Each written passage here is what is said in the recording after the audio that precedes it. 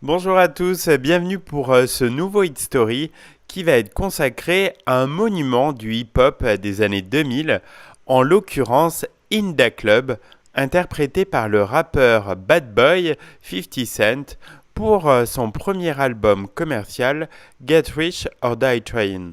La chanson est sortie en janvier 2003 comme premier single de l'album et a connu un véritable succès dès sa sortie. Le corps troué de balles, 50 Cent arrête ici d'être le protégé d'Eminem. Servi par une production minimale de Dr. Dre, il trouve un souffle et un ton goguenard.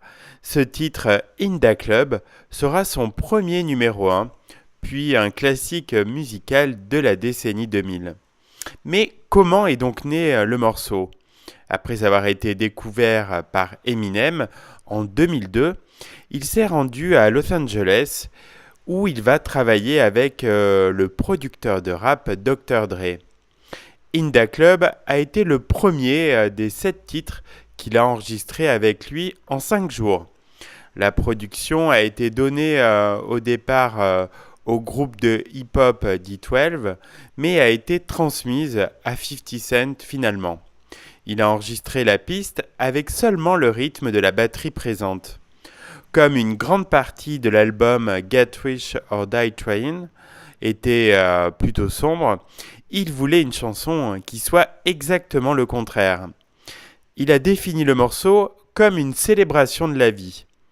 En plus du succès populaire, In Da Club a été accueilli favorablement par la critique musicale.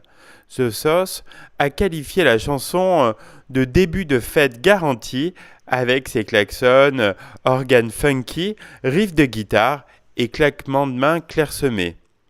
La BBC a également dit que la chanson est un hymne de fête spectaculaire qui souligne la capacité de 50 Cent de tordre les mots sans effort.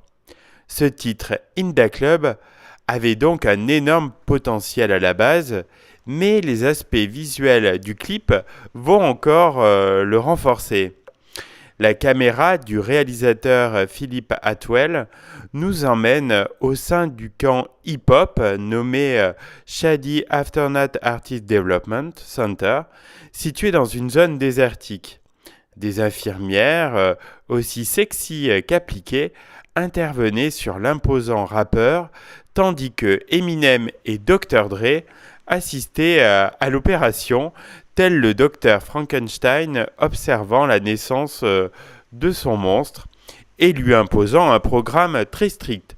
Musculation, répétition sous détecteur de mensonges pour prouver sa stricte crédibilité et session d'enregistrement.